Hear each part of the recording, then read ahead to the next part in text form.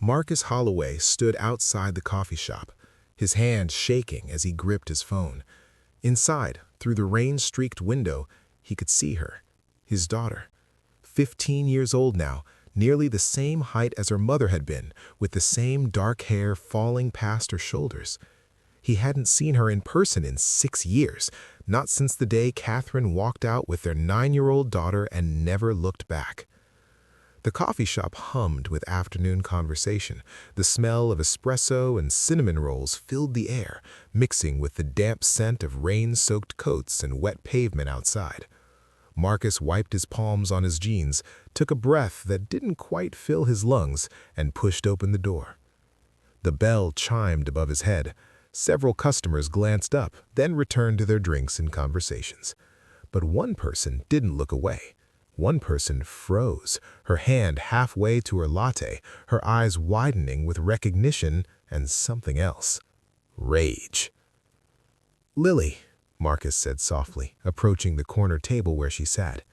His daughter stood so fast her chair scraped against the floor, loud enough that nearby conversations stopped. Her face flushed red, her hands clenched into fists at her sides. "Don't," she said, her voice shaking. "Don't you dare say my name like you have any right to it." "I know you're angry," Marcus started. "Angry?" Lily's voice rose, drawing more attention. "Angry doesn't even begin to cover it. You abandoned me. You walked away from me when I was 9 years old and you never came back. Not once. Not for my birthday, not for Christmas, not when I started middle school or high school, not when Mom got sick last year. You just disappeared like I never existed." Each word hit Marcus like a physical blow. He could feel the stares of everyone in the coffee shop now, could see the judgment on their faces. A man who abandoned his child. That's what they saw. That's what Lily believed. "That's not what happened," Marcus said quietly. "Your mother lied to you." "Don't you dare blame her," Lily hissed. Tears were streaming down her face now, but her expression remained furious.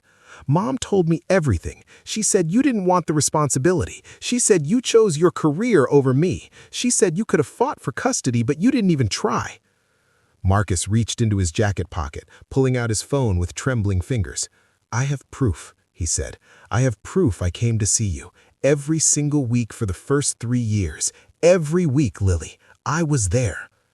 "Liar," Lily spat. "I would have known. I would have seen you. Mom would have told me." "Your mother moved 20 times in 6 years. Every time I found you, she'd move again before the court could update the custody agreement. Every single time. She blocked my number. She returned my letters unopened. She told the schools I was dangerous, that I wasn't allowed near you. But I kept trying. I never stopped trying." Lily stood frozen, her anger warring with something else now. Confusion. Doubt. "You're lying," she said, but her voice was quieter now, uncertain. Marcus's hands shook as he pulled up his video folder. Years of documentation, years of driving to playgrounds, schools, parks, years of hoping for just a glimpse of his daughter. "I recorded everything," he said. "Every attempt.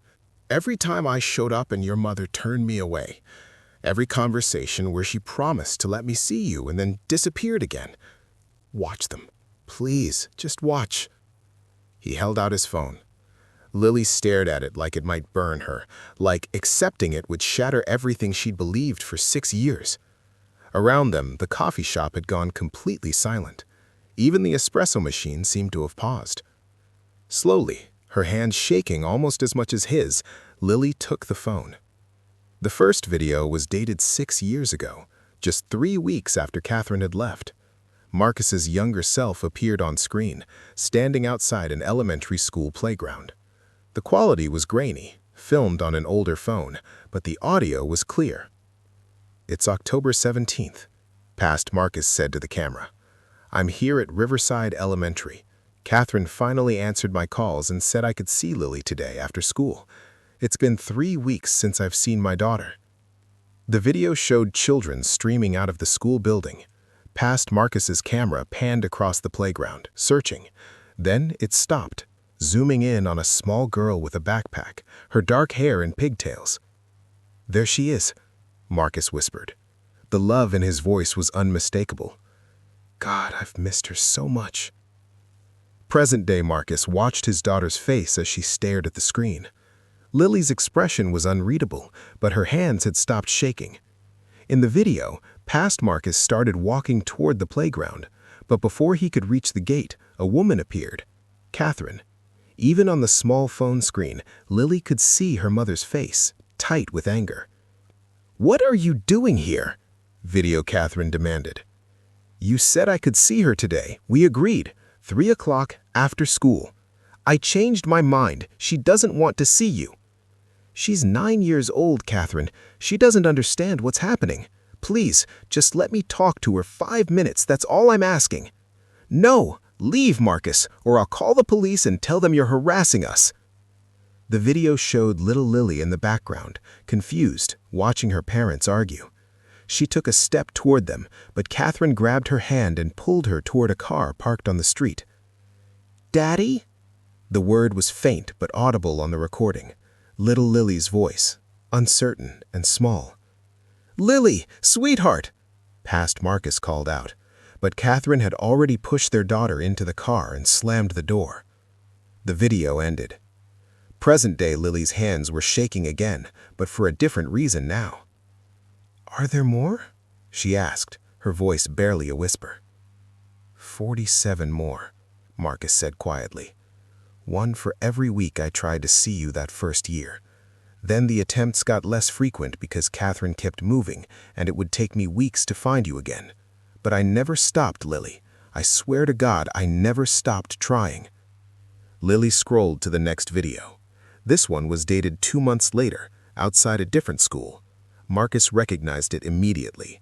Lincoln Elementary, 30 miles from the first one. It had taken him 3 weeks to track them down after Catherine moved without telling him. The video showed past Marcus talking to a school administrator through a fence. "I'm her father," he was saying. "I have legal rights to see her. Please, just tell her I'm here." The administrator looked uncomfortable. "Mr. Holloway, we have specific instructions from the custodial parent. You're not on the approved pickup list. I'm sorry, but I can't help you." "I'm not trying to take her. I just want to see her. 5 minutes. Let her decide if she wants to talk to me." "I'm sorry. If you don't leave, I'll have to call security." Past Marcus stood there for a long moment, defeat written across his face. Then he walked back to his car. But the video didn't end. It kept recording as he sat in the parking lot watching the school entrance. An hour passed, then 2. Finally, the school day ended. Children poured out, and there was Lily again, slightly bigger now, wearing a winter coat. She looked around the parking lot, almost like she was searching for something, or someone. "She's looking for you," present-day Lily whispered, staring at her younger self on the screen. "I was there," Marcus said, his voice thick with emotion. "I was there in the parking lot. I waved at you. Do you remember? Do you remember seeing a silver Honda?" On the video, little Lily's eyes found the camera, found her father's car. Her face lit up, and she started running toward it. But Catherine appeared behind her, grabbing her shoulder, pulling her back. The audio captured Catherine's sharp words. "That's not Daddy. Daddy doesn't come to see you anymore, remember? He left us." Little Lily's face crumpled. The joy disappeared, replaced by confusion and hurt. Catherine pulled her toward a different car, and they drove away. The video ended. Lily was crying now, silent tears running down her face. "She told me you didn't care," she whispered. "Every time I asked about you, she said you were too busy, that you'd moved on with your life, that you'd started a new family and forgotten about me." "I never forgot," Marcus said, his own voice breaking. "Not for one single day. You were the first thing I thought about every morning and the last thing I thought about every night. Do you want to see more videos?" Lily nodded, unable to speak. The next video was from a park. Past Marcus stood near a playground, partially hidden behind a tree. "It's been 6 months since I've seen Lily in person," his recorded voice explained. "Catherine got a restraining order based on false claims that I threatened her. My lawyer is fighting it, but it's taking months. I found out through a private investigator that Catherine brings Lily to this park every Saturday morning. I'm not supposed to be here, but I just need to see her. I need to know she's okay." The video showed a small figure on the swings. Lily, 10 years old now, swinging alone while other children played around her. She looked sad, Marcus thought, isolated, not like the joyful child she'd been before the divorce. Past Marcus zoomed in with his camera. Little Lily pumped her legs, going higher and higher on the swing. For a moment, she smiled. Then she looked around the park, that same searching expression on her face. "She's looking for you," present Marcus told his daughter. "Even then, you were looking for me." Catherine appeared in the video, walking over to the swings. She said something to Lily, and immediately the little girl stopped swinging. Her shoulders slumped. Catherine pointed toward the parking lot, and they left. But just before they got to their car, little Lily turned around. She looked directly at the tree where past Marcus was hiding. For just a second, their eyes met across the playground. Little Lily's mouth opened, like she was about to call out, but Catherine pulled her into the car and they were gone. "I saw you," present-day Lily whispered. "Oh my God, I remember that day. I thought I saw someone by the trees, someone who looked like you. But Mom said I was being silly, that you were in another state. She said I was imagining things because I missed you, and that it was unhealthy to keep hoping you'd come back." Marcus pulled out a folder from his jacket. "These are the court documents," he said, setting them on the table between them. "Every custody hearing, every motion I filed, every time I tried to get visitation rights. Your mother fought me every single time. She claimed I was unstable. She claimed I was violent. She claimed I was a danger to you. None of it was true, but by the time the courts figured that out, she'd already moved again." Lily opened the folder with shaking hands. Page after page of legal documents, petitions for custody modification, requests for visitation, motions to enforce parenting time, all filed by Marcus Holloway, all opposed by Catherine Holloway, all tied up in legal proceedings that stretched over years. "There's more," Marcus said quietly. He pulled out another stack of papers. "These are the letters I wrote you. One every week for 6 years, 312 letters total. Every single one returned by your mother, unopened." The envelopes were bundled together with rubber bands, organized by year. Lily picked up one bundle and slid out a letter. The envelope was addressed to her in careful handwriting. Lily Holloway, age 10. The return address was marked "Return to Sender" in her mother's handwriting. Inside was a birthday card. "Happy 10th birthday, sweetheart," the card read in Marcus's handwriting. "I hope this year brings you everything you dream of. I think about you every day and miss you more than words can say. I hope, wherever you are, you know that Daddy loves you and is fighting to see you again. Love always and forever, Dad." Lily's hands trembled as she read it. Then she opened another letter, and another, each one expressing love, hope, determination. Each one returned unopened by Catherine. "Why?" Lily's voice was barely audible. "Why would she do this?" Marcus sat down across from her, his own tears finally falling. "I don't know, sweetheart. I've asked myself that question 10,000 times. Maybe she was angry about the divorce. Maybe she wanted to hurt me by taking away the one thing I loved most in the world. Maybe she convinced herself she was protecting you from something that never existed. I don't know, but I do know this. I never abandoned you. I never stopped fighting for you. I never stopped loving you." They sat in that coffee shop for 3 hours. The staff never asked them to leave, even though they only had one latte between them. Maybe they sensed the importance of what was happening. Maybe they could see that something broken was being carefully, painfully put back together. Lily watched video after video.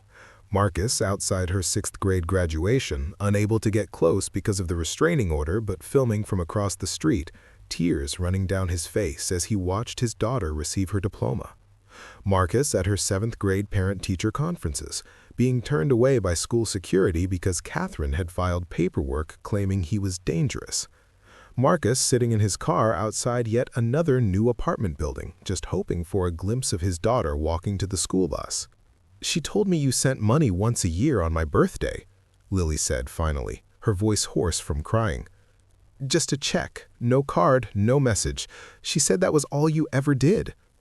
Marcus pulled out yet another folder. These are the bank records. Child support, paid every single month without fail, plus extra money deposited into a college fund I set up for you.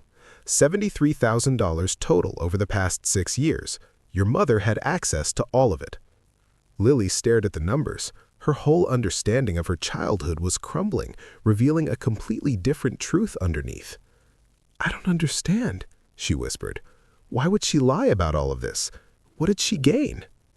"I think," Marcus said carefully, "that your mother was hurt by the divorce. I was the one who asked for it, not because I didn't love you, never that, but because your mother and I had grown apart. We wanted different things. I thought we could divorce amicably, co-parent peacefully. I was wrong. She saw it as a betrayal, and she wanted to hurt me the only way she knew how. By taking me away from you," Lily finished. "By taking you away from me," Marcus confirmed. "And in the process, she took me away from you. I'm so sorry, Lily. I'm so sorry I couldn't fight harder, couldn't find you faster, couldn't break through all the barriers she put up. I'm so sorry you spent 6 years thinking I didn't care." Lily's phone buzzed on the table. A text from her mother. "Where are you? You were supposed to be home an hour ago." Lily stared at the message, then at her father sitting across from her. This man who looked older than he should, worn down by years of fighting and losing. This man who had never given up, even when he had every reason to. "I need to go home," Lily said finally. "I need to talk to Mom." Fear flashed across Marcus's face. "She'll try to explain it away. She'll have reasons, excuses. She'll make me out to be the villain again." "No," Lily said firmly. "Not this time. I have proof now. I have the videos. I have the documents. I have the letters." She looked at her father, really looked at him, for the first time in 6 years. "Can I keep these? All of it?" "It's yours. It was always meant for you." Lily gathered the folders, the phone, the letters. She stood up, her coffee long since cold. Marcus stood too, uncertain. "Can I see you again?" he asked, his voice small, afraid of the answer. Lily surprised them both by stepping forward and wrapping her arms around him. It was awkward at first, 6 years of missed hugs, missed birthdays, missed everything. But then Marcus's arms came around her, and for just a moment, Lily felt 9 years old again, safe in her father's embrace. "Yes," she whispered into his shoulder. "Yes, Dad, you can see me again." The house Lily shared with her mother was small but neat, located in a quiet suburban neighborhood. Lily had lived there for 8 months, the longest they'd stayed anywhere since the divorce. She walked in through the front door, her arms full of folders and letters, her father's phone clutched in her hand. Catherine was in the kitchen preparing dinner. The smell of garlic and onions filled the air. "Lily, where have you been?" she called out. "I was getting worried. You said you were just going to the library." "I was at the coffee shop," Lily said, her voice steady despite the storm raging inside her. "With Dad." The knife Catherine was holding clattered against the cutting board. She turned around slowly, her face going pale. "With who?" "With my father, Marcus Holloway, the man you told me abandoned us 6 years ago." Catherine's expression shifted rapidly. Shock, fear, anger, calculation. "Lily, honey, I don't know what he told you, but—" "He didn't have to tell me anything. He showed me. Videos. 47 videos of him trying to see me. Documents showing every court case he filed.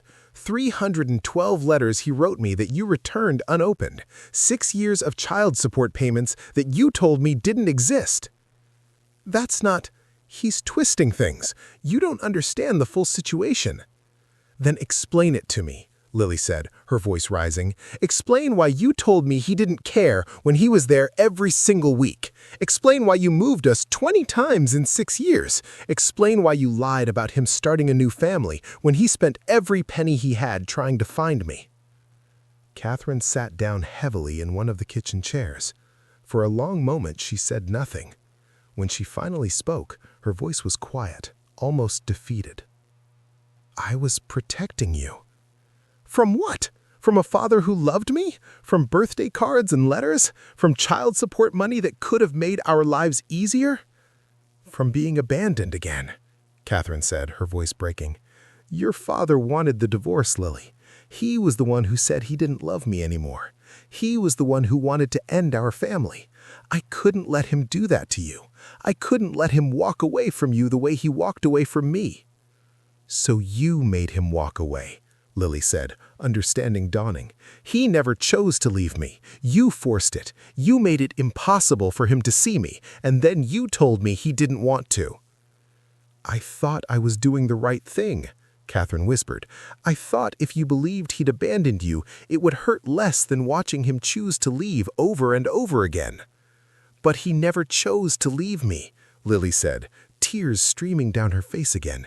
"He was there, Mom. He was always there. You just made sure I never knew it." Catherine reached for her daughter, but Lily stepped back. "I need some time," Lily said. "I need to think about all of this. I need to figure out what happens next." "Lily, please." "I'm going to my room," Lily said firmly.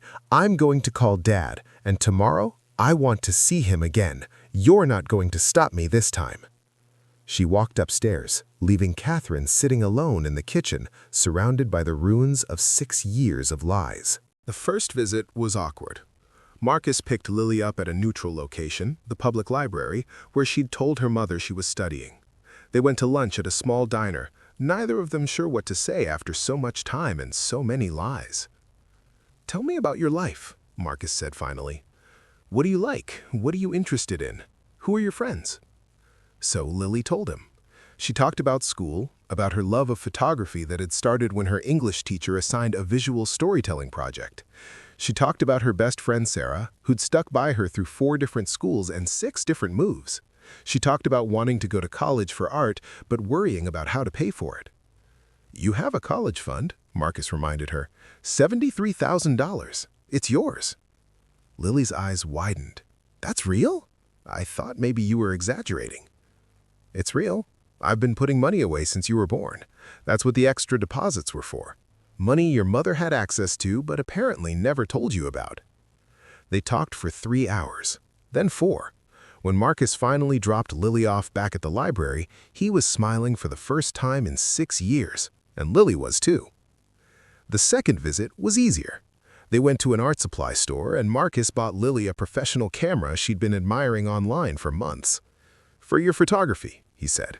"I want to see the world through your eyes." The third visit, they went to the park where Marcus had filmed one of his videos. They sat on the same swings where 10-year-old Lily had played, and they talked about the past, the present, and maybe, carefully, the future. "Do you hate her?" Marcus asked. "Your mother."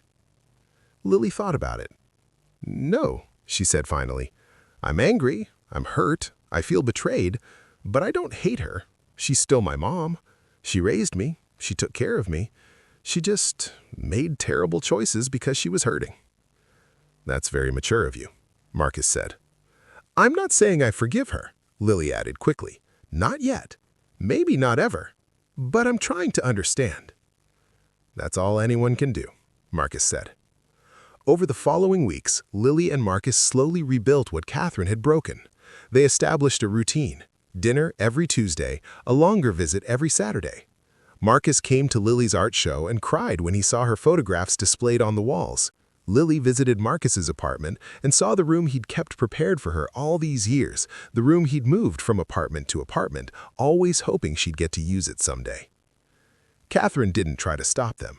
She couldn't, not after everything that had been revealed, but she was cold to Marcus, refusing to speak to him directly, coordinating Lily's schedule through terse text messages. "She's ashamed," Lily told her mother one evening. "She can't admit what she did was wrong, so she's pretending it didn't happen." "As long as she doesn't try to keep us apart again, I can live with that," Marcus said. 6 months after that confrontation in the coffee shop, Lily sat in a courtroom. She was 16 now, old enough in their state to have a say in custody arrangements, old enough to tell a judge what she wanted. "I want to live with both my parents," she told the judge. "I want a formal custody agreement that my mother can't ignore or change. I want to spend weekdays with Mom because she's close to my school, and weekends with Dad because I've missed 6 years of weekends with him. I want both of them at my graduation. I want both of them to be part of my life." The judge looked at Catherine, who sat stiffly in her chair, her lawyer beside her. "Mrs. Holloway, do you have any objection to this arrangement?"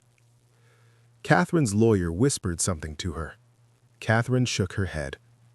"No, Your Honor," she said quietly. "No objection." The judge looked at Marcus, who was fighting back tears. "Mr. Holloway." "That sounds perfect, Your Honor," Marcus managed to say. "Then it's settled," the judge said.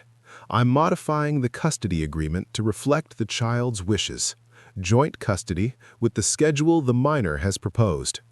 Mr. Holloway, you'll have make-up parenting time for the 6 years you were improperly denied access to your daughter. Mrs. Holloway, you're being given a second chance here. Don't waste it." They left the courtroom together, but separately. Marcus and Lily walked to his car, both of them still processing what had just happened. Catherine walked to her own car alone. "Do you think she'll ever apologize?" Lily asked as they drove away from the courthouse. "I don't know," Marcus said honestly. "Some people can't admit when they're wrong, especially when the wrong was so big. But that's her burden to carry, not yours. You don't have to wait for her apology to move forward with your life." "I know," Lily said. "I just wish things could be different. I wish she could see what she took from both of us." "Me too, sweetheart. Me too." That weekend, Marcus helped Lily set up her bedroom in his apartment. They painted the walls together, a soft lavender that Lily had picked out. They hung her photographs on the walls. Marcus brought in the boxes of letters he'd saved, and Lily spent an evening reading through 6 years of birthday wishes, Christmas greetings, and messages of love she'd never received. "You really never gave up," she said, looking up at her father with wonder. "I couldn't," Marcus said simply. "You're my daughter. I would have fought for 100 years if that's what it took." They ordered pizza that night and watched a movie Lily had loved when she was 9, before everything fell apart. It was a silly animated film about a father and daughter going on adventures, and Lily laughed through her tears as she remembered watching it with her dad when she was little. "Can we make new memories?" Lily asked when the movie ended. "Good ones that aren't complicated by Mom's lies?" "That's exactly what I want, starting right now." For Lily's 17th birthday, Marcus planned something special, a road trip, just the two of them, to the Grand Canyon. It was something they'd talked about when Lily was 8, before the divorce, before everything went wrong. "Do you remember?" Marcus asked as they loaded the car. "You said you wanted to see the biggest hole in the world." Lily laughed. "I was 8. I didn't understand geology." "You understood wonder. That's what matters." They drove across 3 states, stopping at quirky roadside attractions and taking pictures of everything. Lily used the camera Marcus had bought her, documenting their journey. They stayed in small motels and ate at diners with names like Betty's Best Breakfast and Joe's Good Eats.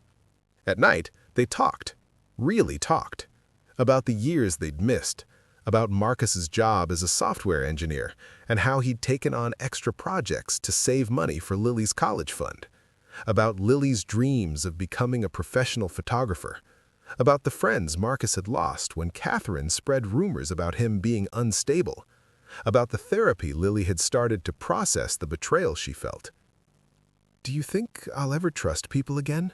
Lily asked one night as they sat outside their motel room looking at the stars. "Yes," Marcus said firmly, "because trust isn't about never being hurt.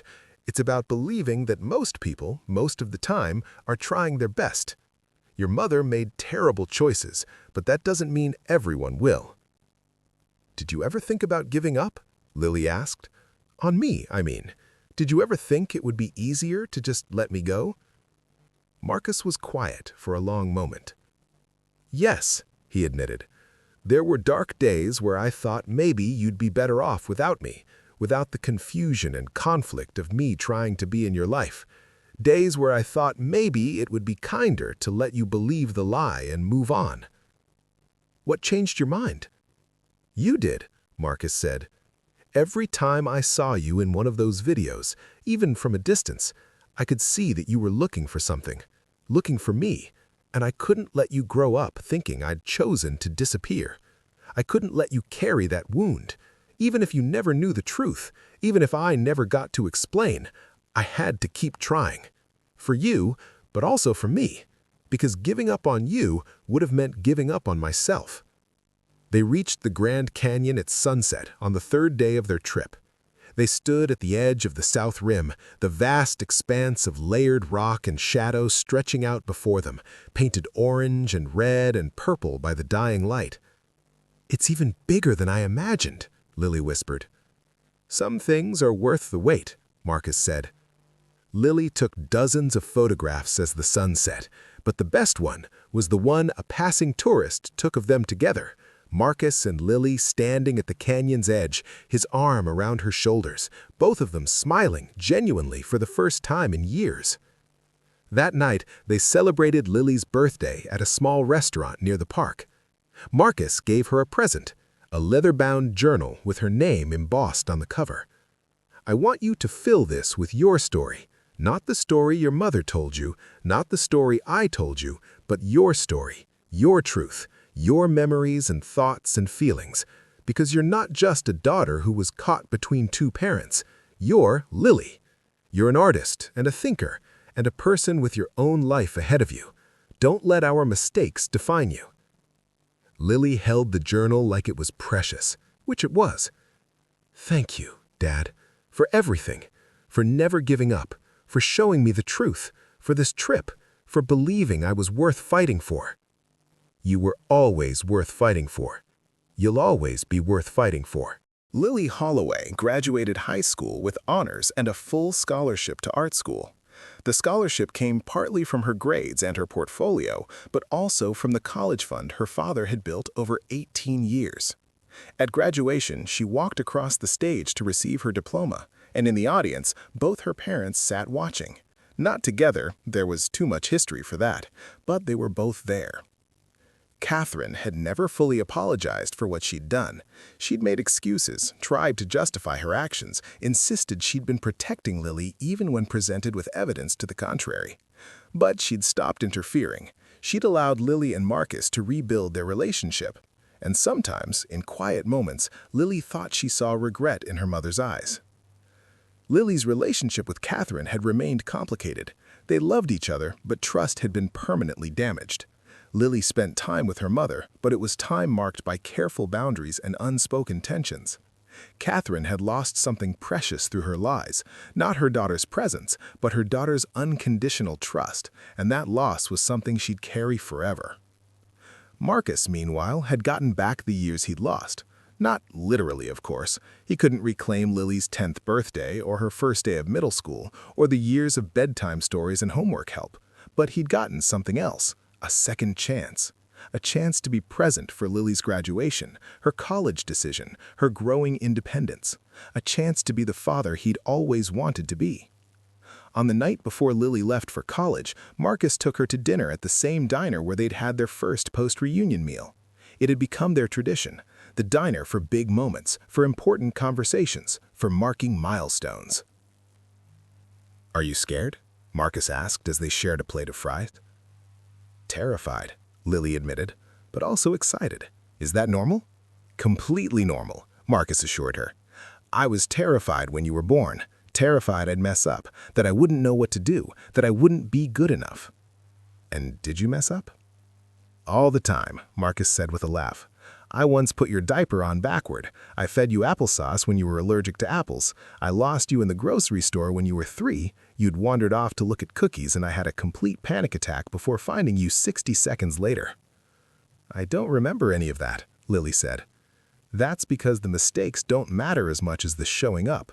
I showed up every day when you were little. I tried to show up every day when your mother kept us apart. And I'll keep showing up now, even when you're hours away at school. That's what parents do. We show up we try our best, and we love you through the mistakes." Lily reached across the table and took her father's hand. "I know you'll show up, Dad. You've proven that." At college, Lily thrived. She made friends, excelled in her photography classes, and won awards for her documentary series titled The Distance Between Us, a visual exploration of her relationship with her father, featuring the videos he'd taken over the years alongside new photographs of them together. The series caught the attention of a major gallery, and at 20 years old, Lily had her first professional exhibition. At the opening, she stood nervously beside her work as strangers walked through, studying the images that told her story. Marcus was there, of course. He'd driven 6 hours to attend. He stood at the back of the gallery, watching people react to his daughter's art, his chest tight with pride.